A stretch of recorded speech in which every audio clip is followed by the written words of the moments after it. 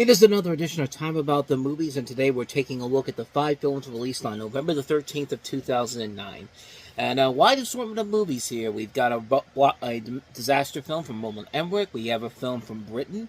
Wes Anderson has his first stop-motion animated feature.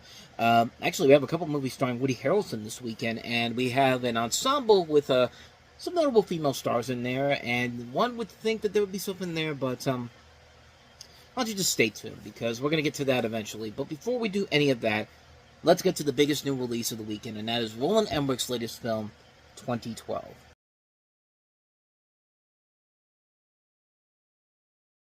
Let that god-awful Arnold Schwarzenegger impression give you an indication of one of the many, many things wrong with this movie, because let me tell you something.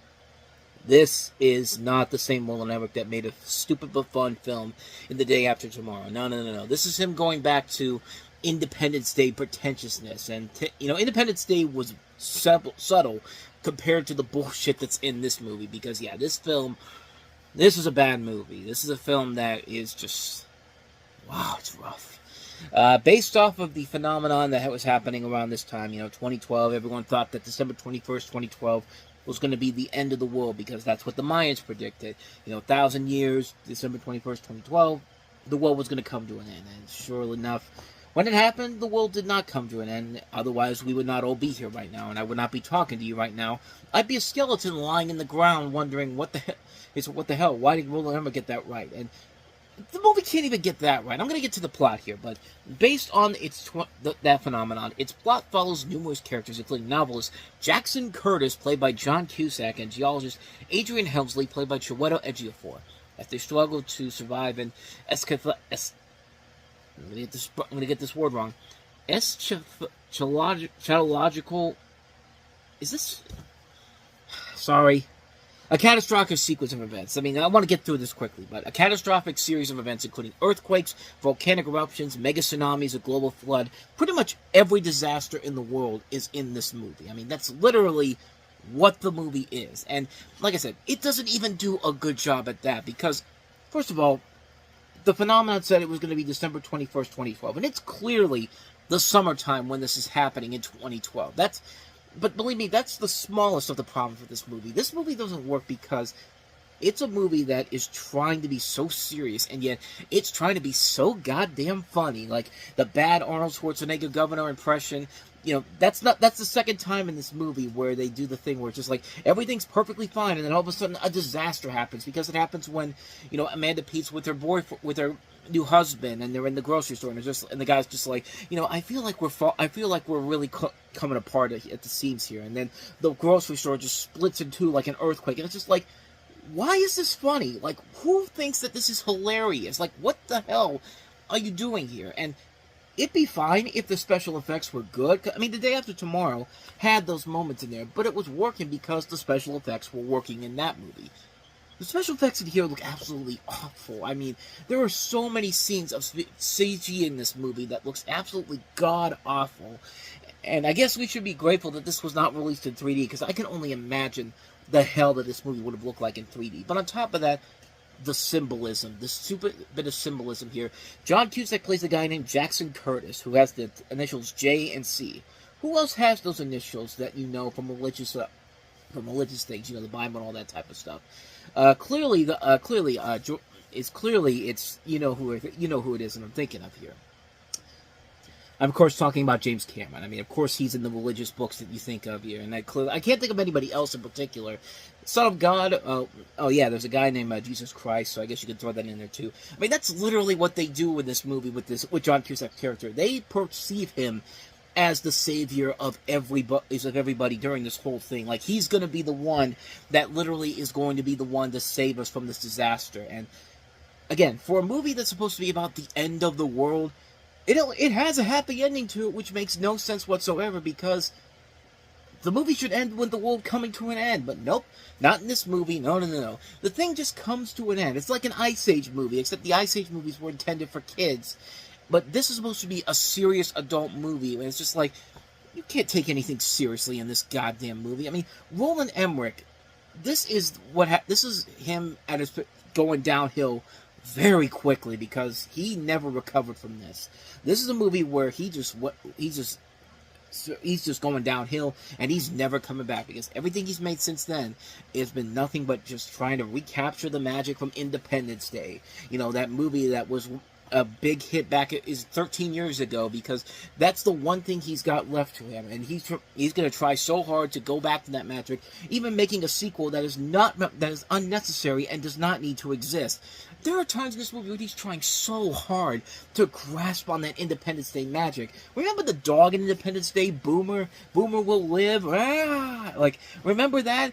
Yeah. Here's another scene. Here's another dog in this movie. This time, it's from a Paris Hilton knockoff. It's a Chihuahua, and you know there's a literal part when they're built on this ark where this dog takes up the time in this movie, and it's just like, what are we doing here? Like, honestly, what the hell are we doing here with this film? I mean, I'm just baffled that this film not only became the hit that it was, but the fact that people were suckered into this once again. It's just like, this is a terrible movie. I mean, when I saw it back in the day, I saw it in the theater, and I just thought it was alright. I mean, it was certainly a lot better than I thought it was going to be back then, because it looks nice in theaters. But watching it again at home, on a Blu-ray or on an HD television, that film does not look any better than it did back then. I mean, this is a movie that is just so... I hate this movie. I really do hate this movie. I gave it the benefit of the doubt when I saw it first 16 years ago, and watching it now not too long ago, this shit has not held up well at all. It is pretentious.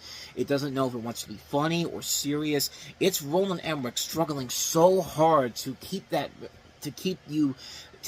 money that he was making off Independence Day. He wants that money from you again with these disaster movies. And I think people weren't smart enough to stay away from this one, but after that, every disaster movie he made was a flop. Independence Day 2, Moonfall. I mean, I think people have finally gotten the hint, finally given Roland Emmerich the hint that we don't want to see you making any more of these movies anymore. And I mean, this is a mess. This is a mess of a movie. 2012, I mean, this is a type of movie that makes you want the real 2020 end of the world to happen, so we never have to see another goddamn Roland Emmerich movie ever again. I mean, this is terrible. This is a terrible, terrible film. Avoid it like the plague.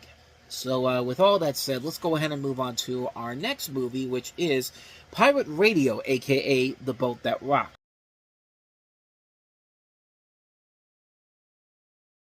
Depending on where you're watching this from, it was called Pirate Radio here in the States, but in the UK, it was called The Boat That Rocked. It's an ensemble film starring Philip Seymour Hoffman, Bill Nighy, Reese Ethans, Nick Frost, and Kenneth Branagh, and it's set in 1966, involving the story of this fictional pirate radio station called Radio Rock and its crew of eclectic disc jockeys. And their goal is to broadcast radio rock and pop music to the UK from a ship anchored in the North Sea while the British government tries to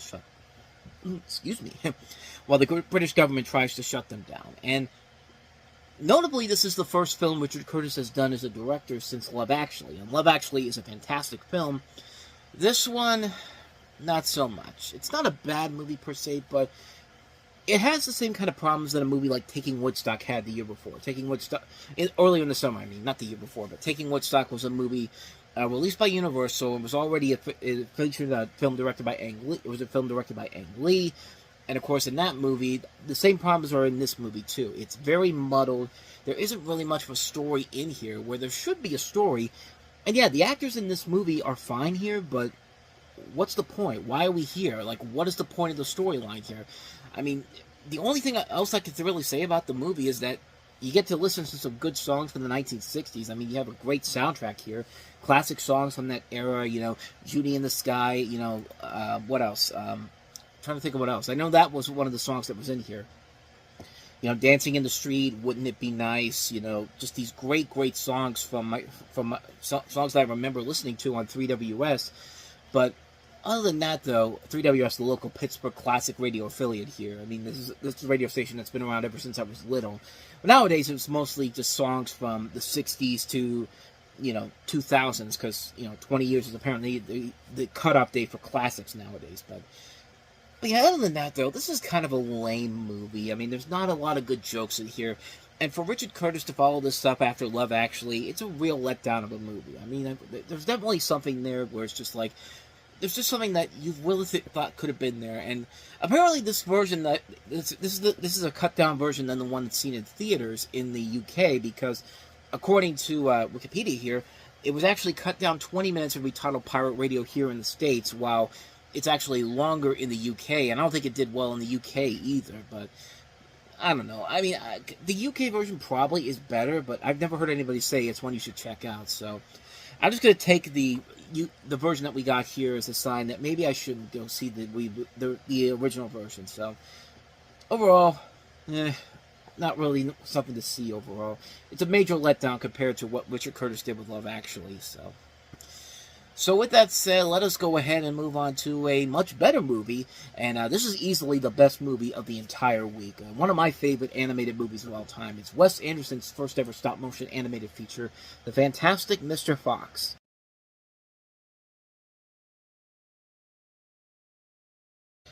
Just Wes Anderson entering the world of stop-motion animation and doing a pretty damn good job at it, man. I love the hell out of this movie. I mean, there's not much more I could say about this film that hasn't already been said already. But this is based off of the book by Roald Dahl, and it follows a story where you have these animals led by Mr. Fox, played by George Clooney. And, he spent a life of crime, and when he finds out that his wife, played by Meryl Streep, is pregnant, he decides to essentially leave his days of being a thief and just basically living the life as the big kahuna of this group, if you will. That includes characters voiced by Jason Schwartzman, his son. Bill Murray plays a badger. Owen Wilson plays like a polar bear. Willem Dafoe has a role in here too, and he's being hunted down by three farmers, Bogus, Bunce, and Bean, who are names that you're going to remember through this movie because they have a great song in here, but they also have some of the more memorably funny moments in this movie. I mean, there's one scene in particular where one of the farmers is upset that the fox outfoxed him, and he's in his room, and he just goes ahead and starts just destroying the room around him.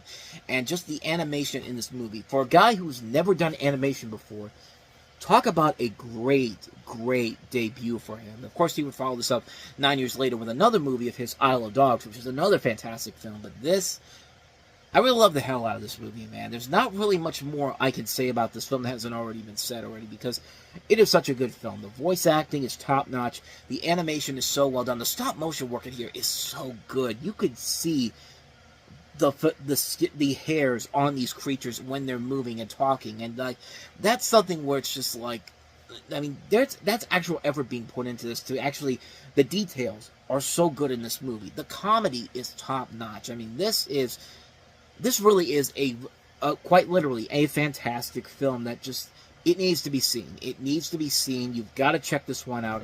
Even if you're not the biggest Wes Anderson fan, if you're an animation lover, you got to go check this movie out because, yeah, this is a great movie, man. Fantastic Mr. Fox. It's a fantastic film.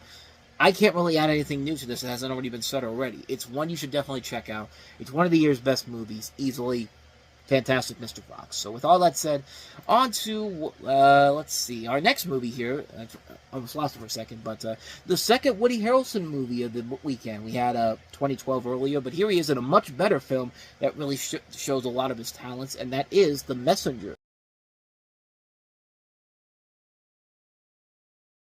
It's hard to believe 2009 was actually Woody Harrelson's equivalent to Robert Downey Jr.'s year the year before, where nobody had really heard from him. He had been there was a point where I think that he was in a lot of legal troubles, but then he had this year where he just had these big roles one after another, and while they weren't as successful as Robert Downey Jr. was, I mean, he did have 2012, but he was great in Zombieland. But here, in The Messenger, he proves the guy's still got a lot of acting chops to him, and this is a film where you follow him and Ben Foster, who are a pair of United States Army casualty notification officers, and the effects of their difficult work on their personal lives and each other. In addition to the two of them, you got Samantha Morton, Steve Buscemi, and Jenna Malone among the cast in here. This director, Oren Movement, has not really done a whole lot of noteworthy things since then, and, this is his first movie as a director, but it came out of the gate strong, but unfortunately, his career kind of took a nosedive here, and this really is one of the best war films, one of the best post-war films that you could honestly have. I mean, this is a movie where, this is coming around a time when we had so many anti-war films, like, Rendition, The Kingdom was another one, Lions for Lambs. A lot of them were not very good. Stop Loss.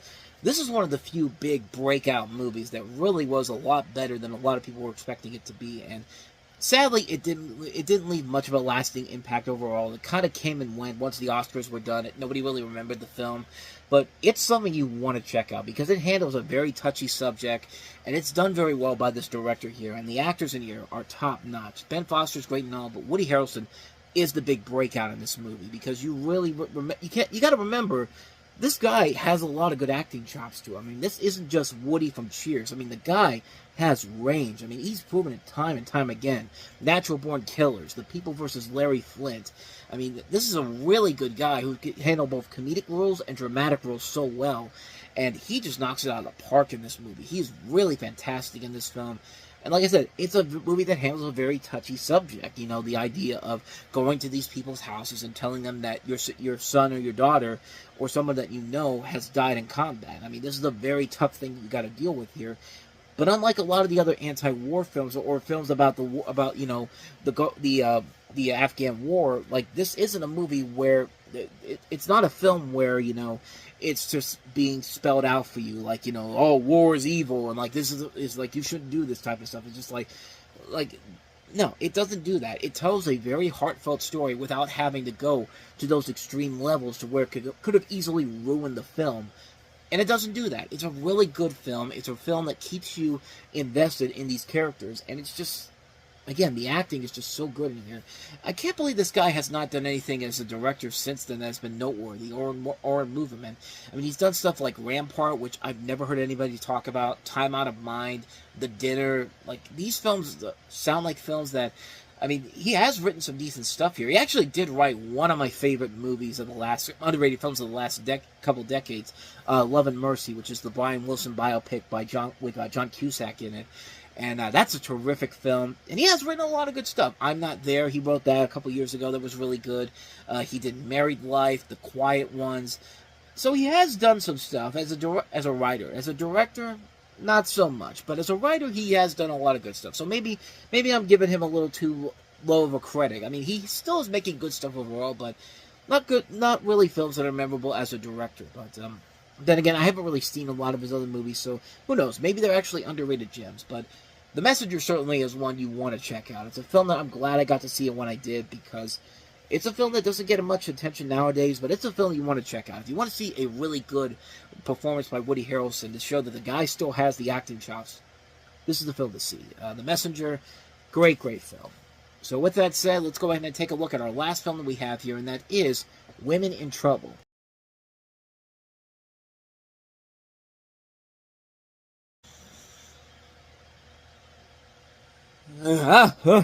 Shit.